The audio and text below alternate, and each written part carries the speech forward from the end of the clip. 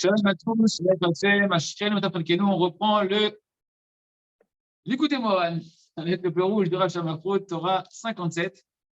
Et rappelez-vous qu'on a vu ensemble qu'il y a une différence. Donc on avait vu l'effet qu'on peut obtenir à travers un jeûne ou à travers le fait de manger, de se délecter Shabbat, de la nourriture de Shabbat. Et les deux, ça nous permet, un jeûne ou bien de se délecter de la nourriture de Shabbat. Ça, on peut l'avoir même quand on va manger dans la semaine. Bigdusha, Betahara, Belimuna, ça nous permet de détruire les ennemis, de faire tomber les ennemis, de soumettre les ennemis matériels, les ennemis physiques qu'on peut avoir dans la vie, et les ennemis spirituels que l'on ne voit pas, les accusateurs dans le ciel, etc. Et on a vu que pour parfaire cet état où on va vaincre nos ennemis, si on veut arriver à un état de paix, il faut rajouter de la tzedaka. On a vu que la tzedaka, c'est elle qui va ramener véritablement le shalom, qui va ramener véritablement la paix avec les ennemis, que pas simplement on est en statu quo, mais qu'on peut être carrément en paix avec eux. Au passage, le Yitzhara de l'homme, c'est une ennemi. Au passage, également, la femme, quand ça ne va pas avec elle, ça peut être une ennemi. D'accord? Il ne faut pas chercher non plus.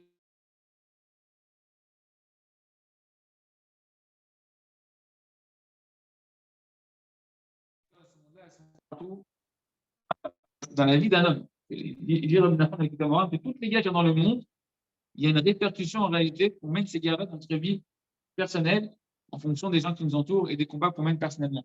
En tout cas, avec la tzedaka, on a vu qu'on va pouvoir amener un état de shalom. On a vu qu'il y a une différence de shalom qu'il va y avoir entre la tzedaka qui vient après un jeûne ou la tzedaka qui vient après la nourriture qu'on mange le Shabbat pour se délecter d'Hachem et du Shabbat.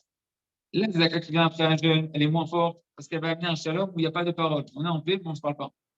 C'est-à-dire que la tzedaka qui vient après le délice de Shabbat, c'est là qu'est-ce qu'on a dit? On a dit qu'elle amène une paix où on va pouvoir parler, où on va pouvoir communiquer, où on a tellement conscience d'Hachem partout qu'on peut vraiment être dans une véritable paix où il y a un dialogue. On continue. Donc, pour ceux qui veulent suivre, il faut prendre l'écouter Moran, je n'ai pas le texte aujourd'hui. On est dans la Torah 57, la lettre 8, Otret. Rabbi Nachman dit que cette notion-là qu'on est en train de voir, elle est liée à ce que Ramon nous enseigne, qu'il n'y a pas de différence entre le chametz et la matzah. Donc le chametz, c'est ce qu'on n'a pas le droit de manger à Pessah, c'est le levain et les pâtes fermentées, ok. Et la matzah, donc c'est la galette de Pessah. La seule différence, c'est le machou, c'est un tout petit truc de rien du tout. Soit c'est un peu de temps que ça va fermenter, ou soit on va voir ici, on parle véritablement de l'écriture entre chametz et matzah. C'est les mêmes lettres en fait, chametz et matzah. C'est même tzaddik. Et la différence, c'est entre le chet et le he. Dans chametz, tu as un chet, la lettre chet. Dans le matzah, tu as la lettre he. Et la différence entre le chet et le he, c'est mashou. C'est comme mashou. C'est-à-dire que le chet, c'est fermé. D'accord? C'est un U à l'envers fermé. Et le he, c'est juste que dans ce U, tu fais une petite ouverture en haut à gauche de la lettre. Tu laisses une petite ouverture, tu casses. Comme si tu avais un trait horizontal et deux traits verticaux. Et dans le trait vertical, tu fais une petite ouverture, tu le détaches. Ok, ça fait un he. Donc c'est machou, c'est rien du tout qui va faire la différence entre le chametz et la matzah, même au niveau de comment on écrit ces mots-là. Et Rabbeinu va expliquer cette notion-là. Chametz, c'est prinat tikunakas, elle est ta'anit, canal. Mais prinat mise ba meidom, chamous begadim, edom c'est prinat kaved anal. Le chametz, c'est prinat achnaato, prinat ta'anit, prinat eder achila, prinat kol machmetzet le tochelou, lo tochelou, c'est prinat ta'anit anal. Il dit Rabbi Nachman, le chametz, ça représente la réparation du chaos. Ça représente la réparation de la colère. Que la colère, comment on la répare? Le premier niveau, c'est la réparer avec un jeûne. Pourquoi on avait vu que la colère, elle représente le foie, que le foie, c'est la vie du sang, que le sang, ça représente Édom, ça représente Esav, qui est tout rouge, qui est sanguinaire, etc., qui représente le l'ange de l'accusateur d'Esav, qui est le Seigneur même, le Yetzirara, et celui qui nous accuse dans le ciel. Tout ça, ça vient par le foie, et quand le foie, quand on mange, par gloutonnerie, et ben c'est le foie qui se nourrit en premier, donc ça donne de la force aux pulsions, de la force aux accusateurs, de la force à l'ange de Esav. Et quand on va jeûner, eh ben, on n'a pas de force au foie, et on va bien d'avoir de la force au cerveau, à la conscience d'Hachem, puisque ce qui va se nourrir en premier des restes de nourriture qu'il y avait dans le corps, c'est d'abord le cerveau, et après le foie, il y a fait. Et il nous dit maintenant, la notion de chametz, elle est liée à la notion de ta'anit, à la notion de jeûne. Pourquoi? Parce que c'est marqué dans Yeshaya 63, qui vient de Édom. Donc Édom, c'est l'ange de Esav qui représente le foie, là où il y a le sang et les pulsions. qui vient de Edom, Chamous Begadim, avec des vêtements sales. OK? Or, le mot ici qu'on parle pour dire des vêtements qui ne sont pas propres, c'est le mot Chamout. Or, le mot Chamous, c'est le même mot que Chametz. D'accord? Que le Chametz. Donc, on voit ici un lien déjà entre la notion du foie, ouais, de la colère, du foie, et la notion de Chametz. Le Chametz veut rien dire Achnaato. Il dit en fait, et le Chametz, pourquoi le Chametz il apparaît ici, par rapport à la notion de l'Édom qui représente le foie et les pulsions et la colère? Parce qu'en fait, le Chametz, il va être lié à la notion de jeûne, qui permet d'adoucir la colère et d'adoucir en fait les accusations qui proviennent des pulsions qui sont dans le foie. Pourquoi? Parce que c'est marqué. C'est quoi un jeûne? Tu ne veux pas manger. Ouais. Et tu te prives de manger. Or, au niveau du Chametz, dans Shemot, chapitre 12, c'est marqué Kol Machmetzet Lotochelu. Tout le Chametz, vous n'allez pas en manger. Après ça, vous allez vous priver de manger du Chametz. Donc, la notion de Chametz, après ça, là où elle apparaît, cette notion de Chametz, elle est liée à une interdiction de manger. Donc, elle est liée à une notion de jeûne. Donc, tu vas jeûner de ne pas manger du Chametz. Donc, quand on te parle de Chametz, ça fait notion, je dirais Rabbi Nachman, à la notion de jeûne, qui est une réparation dans le verset de Édom, qui est Édom le rouge, qui est le sang, qui est le foie, qui est les accusateur, qui sont les ennemis de l'homme. Donc, ça, c'est la notion de Chametz. Après, on va expliquer la notion de Matzah. Donc, l'autochélou, c'est très tanit, ça, on a compris. OK? Ouais, donc la soumission du foie, donc des ennemis, des accusateurs qui proviennent du sang, des pulsions, qui va donner de la force à Édom, donc à l'ennemi du Israël, ton ennemi, à tes ennemis, ou bien tes ennemis spirituels qui sont le Yetzirara, l'ange accusateur dans le ciel, provient du jeûne. Et ça, cette notion-là de jeûne, elle est liée à la notion de Chametz. Ouais, ça va jusque-là. S'il y a des questions, c'est des questions. Vous posez la question maintenant, sinon vous allez être perdu. J'ai le droit de répéter, hein. Je ne suis pas contre répéter. Ouais, je laisse 2-3 secondes dans le son pour voir s'ils réagissent. Donc, c'est l'appui de la voiture ou autre truc. Pas de questions? Continue. Si vous n'avez pas réussi à répondre, vous pouvez poser la question un peu plus tard. Il dit Rabbi Nachman, c'est quoi la notion de matzah? Matzah, c'est Bechinat Achilat de Shabbat. La matzah, c'est la dimension de la nourriture où on va se délecter de manger pour la mitzvah, de se délecter du Shabbat. Birkinat, Leman, Tamutsu, Vitanakten. Ce qui ramène un autre verset Rabbi Nachman pour donner cette preuve-là. Dans Yeshaya, chapitre 66, c'est marqué afin que vous allez boire, vous allez sucer, boire, Vitanakten, et vous allez vous délecter. Donc ici, le mot pour dire boire, sucer, etc., et prendre un plaisir d'une boisson, c'est le mot tamotsu. Moi, je pense que ça vient du mot mitz. Un mitz, c'est un jus. Ou motzet, c'est aussi une sucette, une tétine. En tout cas, le même mot qui veut dire boire ici, c'est le même mot qui veut dire matzah, tamotsu, c'est la même racine que matzah, la matzah de Pessah, et elle est liée à un délice. Tamotsu v'etanaktem, vous allez boire et vous allez vous délecter. Et donc, le délice, il peut faire référence à Shabbat, me dit Rabbi Nachman. Vous pensez qu'à Shabbat, il y a v'etanaktem à l'Hachem, vous allez vous délecter le Shabbat d'Akadosh Baruch Hu. Donc, tu vois que la notion de matzah est liée au délice, qui elle-même est liée au délice de la nourriture de Shabbat. Donc, la matzah fait référence à la réparation que va obtenir la nourriture que tu manges à Shabbat, qui va entièrement rentrer dans la divinité, cette nourriture qui a la force de soumettre les ennemis. Ouais. Simplement, cette fois-ci, c'est en mangeant, c'est pas en jeûnant, c'est en mangeant. Donc, le jeûne, c'est chametz, tu ne mangeras pas de chametz. La notion de manger le Shabbat, se délecter, c'est la matzah. Vous allez boire et vous allez vous délecter. Boire, c'est le mot matzah. C'est un mot tout. Donc, il dit Rabbi Nachman, en ben chametz le matzah. Tu vois qu'il n'y a pas de différence entre la chametz, entre le chametz, qui représente ici la notion de jeûne, l'effet qui va être obtenu sur les ennemis par le jeûne, et entre la matzah, qui est représente ici le délice de la nourriture de Shabbat, si ce n'est que quelque chose d'un tout petit rien du tout, un machou. C'est quoi un machou? Il dit Rabbi Nachman, c'est quoi le machou? Mais c'est que le sens simple, c'est la lettre chet et la lettre e. Il y a un petit espace qui s'est créé, c'est rien du tout. Les autres lettres, c'est les mêmes, tout est pareil. Il dit Rabbi Nachman, machou, la seule différence entre chametz et matzah, c'est machou. Machéou, ça va être les initiales de quatre mots. Même shin, he, vav, c'est machou, c'est un petit rien du tout. C'est notarikod, vaya, maaseh, azkakash. Alors, dans le prophète Échaïa, c'est marqué 32, chapitre 32. Et l'action de la charité amènera à la paix. Vehaya, shebav. Maaseh, ça commence par un même. Tzedaka, ha-tzedaka, ça commence par un D. Et shalom, ça commence par un shin. Et ton œuvre de tzedaka amènera à la paix.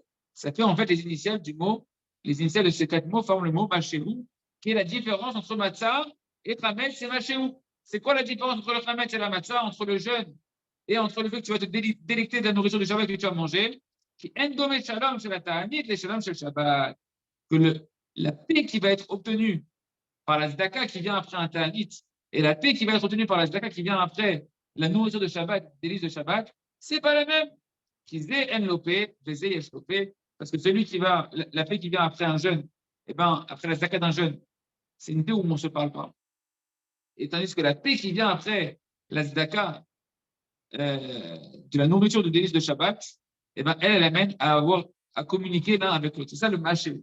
C'est la paix qui va naître de l'œuvre de la charité qui provient après le jeûne, après la nourriture de Shabbat.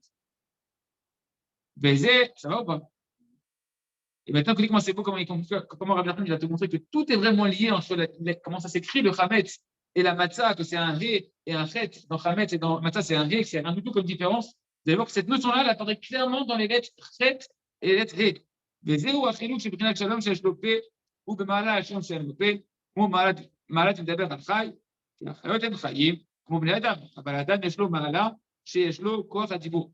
Il dit cette différence entre la paix qui va être obtenue, la paix où tu vas pouvoir communiquer après, ouais, c'est d'un niveau qui est plus haut que l'autre paix où tu ne peux pas communiquer avec la bouche. Il dit Rabbi Nachman, parce que cette notion, ce niveau de différence dans cette paix-là, elle est la même différence qu'il y a entre le niveau d'un homme qui parle et d'un animal qui ne parle pas.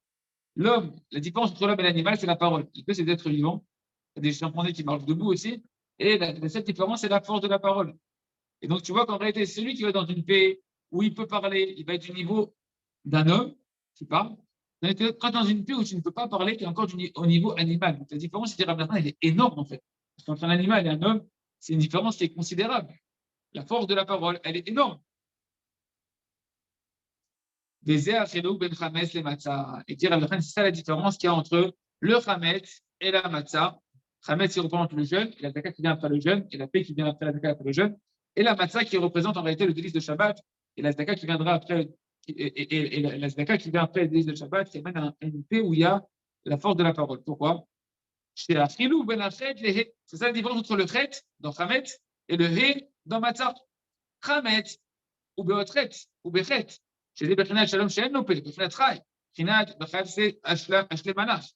Le chametz avec la lettre chet. La lettre chet, le mot chet, la lettre chet, c'est le même mot que chayat. Chayat, c'est un animal sauvage. Chet, écrit chet, tu le tapes. Tu peux prononcer, change les voyelles. Chayat, un animal sauvage. Donc, la différence, c'est que dans le chametz, tu as un chet. Le chet, ça veut dire quoi? Quand tu vas jeûner et que tu vas donner la zaka après, tu vas arriver à un niveau de paix comme un animal qui ne peut pas parler. Ça va ou pas? Le niveau de chametz, c'est le chet, c'est le même mot que chayat, c'est l'animal. Chayat, ça veut dire un animal qui ne peut pas parler. C'est Bechinat Shalom She'en Lo Peh, c'est la dimension d'une paix où il n'y a pas de parole, on ne se parle pas. Bechinat Chai, c'est la dimension d'un être vivant. Comme c'est marqué, Bechinat Sadeh Ashva Matlaf, et la bête des champs, je vais lui faire la paix avec toi. Donc tu vas dans une paix comme avec un animal, on ne peut pas se parler. Ok, il n'y a pas de dommage, on ne fait pas de dommage, on est en paix, etc., on se respecte, mais je n'arrive pas à parler. Anou Bechinat Shalom She'en Lo Peh, c'est la dimension de la paix où il n'y a pas de bouche, d'accord, qui n'a pas la force de parler comme un animal ou dans les champs qui ne peut pas parler. Ça, c'est le chametz. Chametz, ça s'écrit avec chet, c'est le jeûne, et la zaka qui vient après le jeûne, où tu es comme un animal, chet, chametz. C'est la différence de machou entre chametz et matzah, c'est que tu vas être comme un animal qui ne peut pas parler, même malgré que tu es en paix. Ou matzah, on va s'arrêter là-dessus pour aujourd'hui. Et la matzah, c'est quoi la différence de matzah? C'est le hé. Ouais, c'est le hé. Ou matzah, ibéhé. La différence est dans la lettre hé. Zéverinat, chamisha, motzah, otapé. C'est la dimension, le 5. Hé, c'est 5. C'est les 5 composantes de la parole. Ils disent que la parole, elle se décompose en 5 composantes. Les lettres qu'on va prononcer avec le palais, les palatines, les lettres qu'on va prononcer avec les dents, les dentales, les lettres qu'on va prononcer avec la langue, les labiales, les linguales, les lettres qu'on va prononcer avec la gorge, les gutturales, et les lettres qu'on va prononcer avec les lèvres, les labiales. C'est 5 composantes de la parole qui sont représentées par la lettre He, qui est représentée par la différence dans Matzah et Chametz, qui va être le He, ici, hein, que Chametz c'est le Chet. Et donc, le He fait référence à la capacité de parler, d'avoir les 5 composants de la parole. Et ça, c'est ce qu'il dit Rabbi Nachman, Bechinat Koach HaDibur Kanal. C'est la force de la parole qui va être obtenue par la Matzah, qui représente en fait le délice de Shabbat, et la Tzedaka qui vient après le délice de Shabbat, qui soumet les ennemis, qui rend la paix avec les ennemis, et qu'à tel point, tu as un niveau de paix où tu peux parler avec eux. Et c'est ça la dimension de Bechinat. Continue à appuyer Rabbi Nachman ses preuves. dans Bereshit, même Zaïn, et la Chem Zera. Il leur dit, Yosef, quand il leur donne de la semence, quand il y a la famine, et cela sera pour vous de la semence, enfin, des graines à semer pour avoir de la récolte. Comment c'est marqué? He, la lettre He. Cela, c'est marqué He. He, c'est la lettre He. La lettre He va être pour vous une semence. Donc, tu vois qu'en réalité, la lettre He, Berkina, dire Oula, Kamizdaka, elle fait référence à la semence qui est en fait ici de la Zdaka. D'accord? Parce que tu vois que la Zdaka, comment c'est marqué dans l'Oshéa, Zir Oula, Kamizdaka, elle est plantée pour vous, que ce soit pour vous de la charité. Donc, tu vois que la notion de planter est liée à la charité. La lettre V, elle est liée à la notion de planter, à la semence. Et elle-même, cette semence, elle est liée à la tzedaka. Donc, la lettre V, elle est liée à la tzedaka. Berkinat, Maaseh, tzedaka, shalom.